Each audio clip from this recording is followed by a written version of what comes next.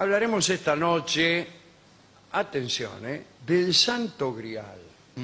Guarda, nada menos que del Santo Grial. Atención, los del Código Da Vinci, los de la Pierre de Sion, todos esos tipos. Bueno. Allá por finales del siglo XII se divulgó la leyenda de la existencia de la reliquia más preciosa, a saber, el sagrado cáliz con el que Cristo instituyó la misa en el transcurso de la última cena.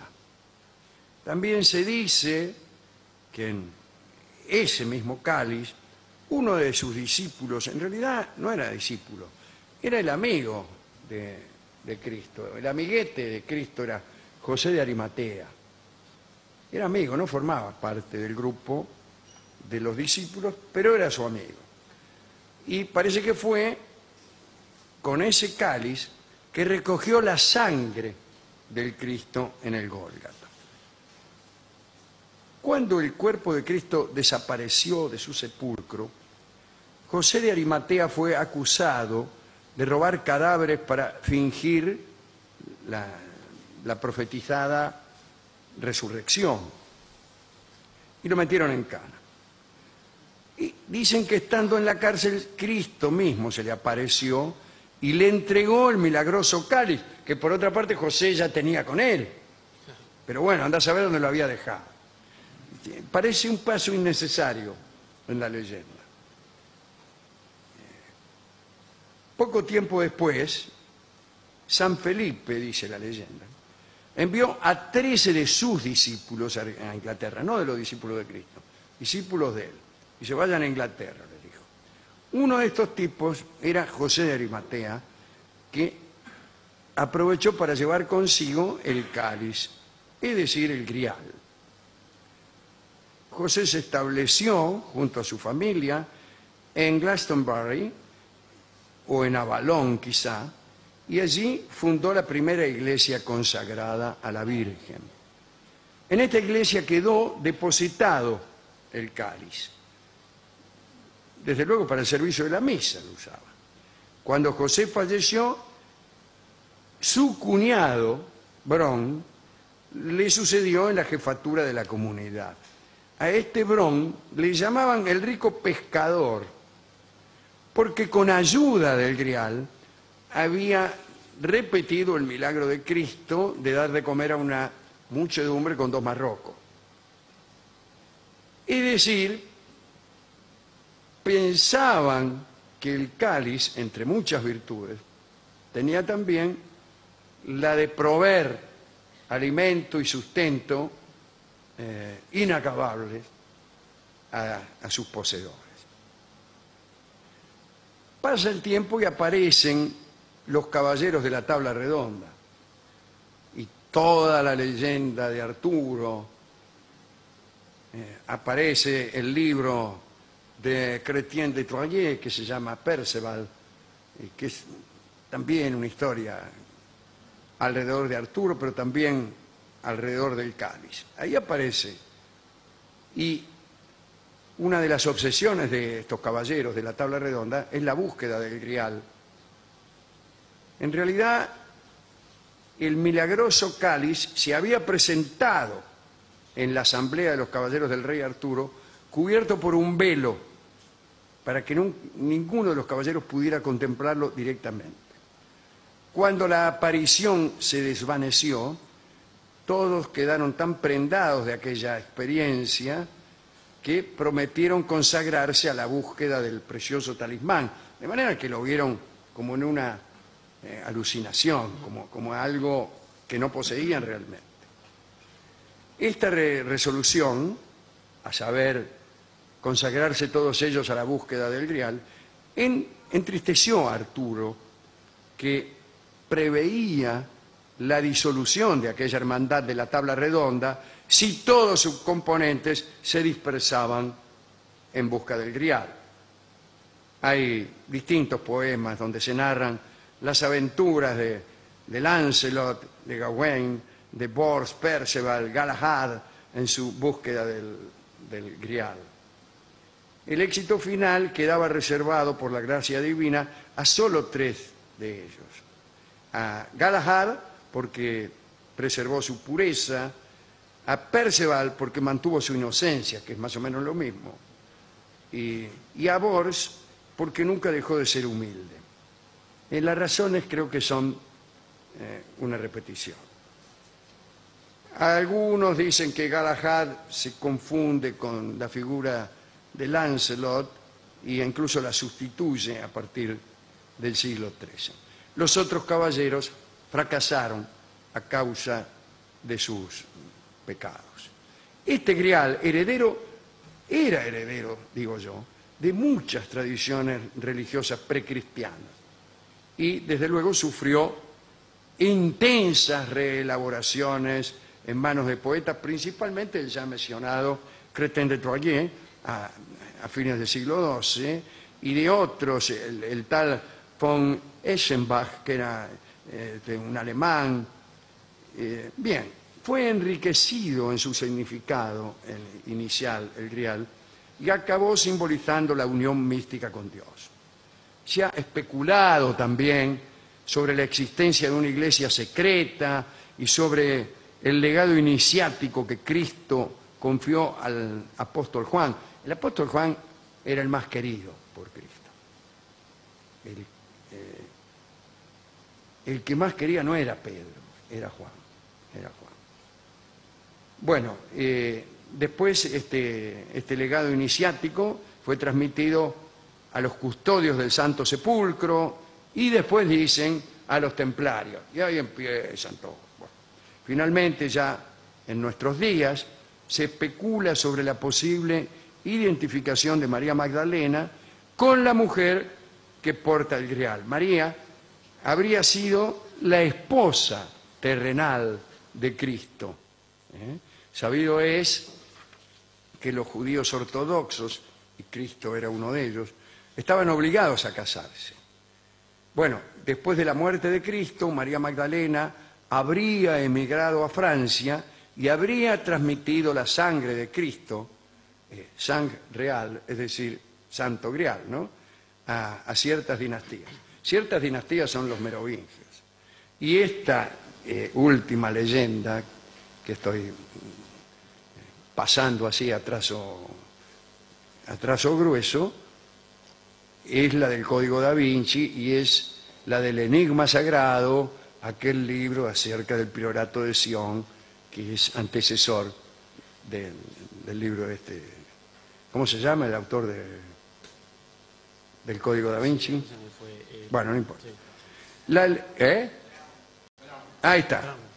La leyenda del grial comprendía en realidad un conjunto de mitos y creencias, desde luego paganas, que venían desde la antigüedad. Y este grial, o cáliz de Cristo, sigue adelante con la tendencia pagana a darle formas de bandeja o de copa o de caldero, aunque también algunos utilizaban la forma de una mesa o también de una piedra preciosa.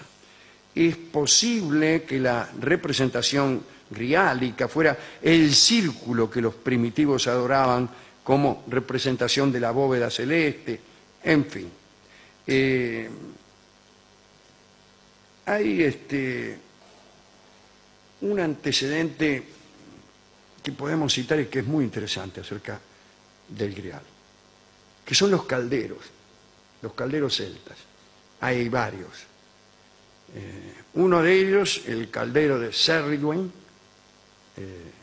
aparece ahí en una novela que se ha escrito por aquí, y es un caldero que proporciona inspiración poética. El que bebe, o mejor dicho, el que come, pero es medio líquido, lo que hay en el caldero de Cerridwen es una especie de guisote, ¿no? Sí, y el humo de ese guiso, o mejor si te zampas una cucharada, provoca inspiración poética. Inspiración poética. La inspiración poética y la inspiración religiosa eran la misma cosa para los celtas. Pero hay otros calderos. Está aquel caldero en donde hacían hervir a los soldados heridos o muertos en batalla. Los metían adentro del caldero y salían vivitos y coleando. Eso es un antecedente fortísimo del grial, que tiene efectos bienhechores en todos los sentidos, e incluso, como se ha dicho al principio, en el de producir infinidad de sopas, de guisos, de vino, etcétera, etcétera. Quiere decir que el vaso o el recipiente puede ser heredero del caldero, pero también puede a nivel simbólico asimilarse a la matriz de la creación, ¿no? Aquello que contiene y que preserva. Aquí está, ¿no? También el cuerno de la abundancia tiene algo de grial, ¿no? Esto era un sueño muy recurrente en pueblos que tenían dificultades en la provisión de alimentos, pueblos famélicos muchas veces, pueblos que padecían hambrunas. Y con respecto a las piedras, y piedras preciosas, y está la piedra de Saturno que adoraban los griegos, bueno, en nuestro tiempo la caaba de los musulmanes. En los cultos de Dioniso se habla de un vaso sagrado, en los misterios de Eleusis también. Hay también una esmeralda enorme que proviene del cielo y que es posiblemente la que adornaba la frente de Lucifer antes de su caída. Lucifer significa el portador de luz, el que lleva la luz. Y esta piedra podría ser también, si uno tiene ganas, ¿no? Hay que tener muchas ganas. El tercer ojo, que en la tradición oriental es el que concentra la sabiduría, el conocimiento iniciático y la perfección. En cualquier caso, el grial significa la unión con lo divino, pero también el conocimiento, la ascensión a una esfera superior de conocimiento, etcétera, etcétera, etcétera. Hay un grial, el más famoso de los supuestos griales que se conservan, está, yo creo, en la Catedral de Valencia. Está ahí. Vos vas y dices, aquí está el grial. Al parecer, el Papa Sixto II, en el siglo III de nuestra era, uno de los primeros papas, confió este cáliz, el mismo cáliz donde bebió Cristo en la Santa Cena, salvo que por alguna razón se lo haya sustituido, o salvo que se trate de un error o de una confabulación fraudulenta, no se sabe. Pero bueno, Sixto II le dio a su diácono Lorenzo, y este Lorenzo lo envió a Huesca, donde había nacido, y cuando los musulmanes invadieron España, el obispo Auduberto, ¿cómo le va Auduberto?, ocultó esa reliquia en el monasterio de San Juan de la Peña. Quiere decir que la reliquia, ya de por sí, aunque no sea grial, aunque sea un vaso cualquiera, es antigua. Ya el dato de que la escondieron de los musulmanes nos remite al siglo VII, siglo VIII. Los mitos del grial no parecen haber muerto en nuestros días y, bueno, como hemos dicho, gozan de excelente salud, está lleno de libros, qué sé yo, están en segundo lugar. Vienen libros de Majul sobre el kirchnerismo y el siguiente tema es el Santo Grial.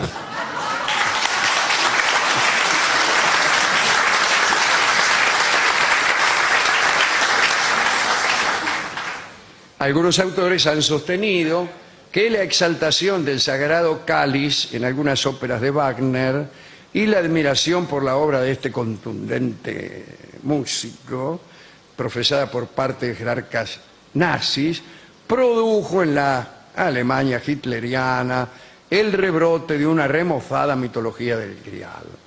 Bueno, qué sé yo. No sé. Este maridaje entre la música de Wagner y la invasión de Polonia fue citado con mucha gracia por Woody Allen en una de sus películas.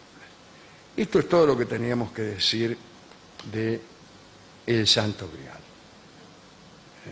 Hemos ido a la discoteca y el discotecario nos mostró una copa que tenía, me dijo, al lado de esta copa del Santo Grial es nada, me dijo. Y me mostró una copa que decía, recuerdo de piedra pintada, que era de piedra, Sí. y pintada, recuerdo de piedra pintada. Bueno, una baratija, señor. Una baratija, me dijo, mire, esto lo compré, adivine dónde lo compré. Le digo, en piedra pintada. Me dice, efectivamente. Y es uno de los mejores lugares de Córdoba, me dijo. Bueno, Con está eso bien. le estoy diciendo todo. No, no dijo nada. Le tiene que dar un disco, alguna música para... Bueno, ilustrar y me esta dio charla. un disco, una música que evidentemente se refiere al Santo Grial. ¿Sí? En realidad, si uno tiene muchas ganas, cualquier cosa se refiere al Santo Grial. Y esta muy especialmente, porque el nombre de este tango es La Copa del Olvido. Yo oigo La Copa del Olvido y ya Se le viene el Santo se me Grial. viene a la cabeza José de Arimatea y sus idas y venidas, la barra de Cristo con Juan, José de Arimatea, todos los tipos ahí, qué sé yo, ¿no? No sé, yo no me dispara esa imagen así ¿No? tan fuerte. Sí, ahora que pienso a mí tampoco, pero en cualquier caso vamos a escuchar La Copa del Olvido en la versión clásica de Hugo del Carril.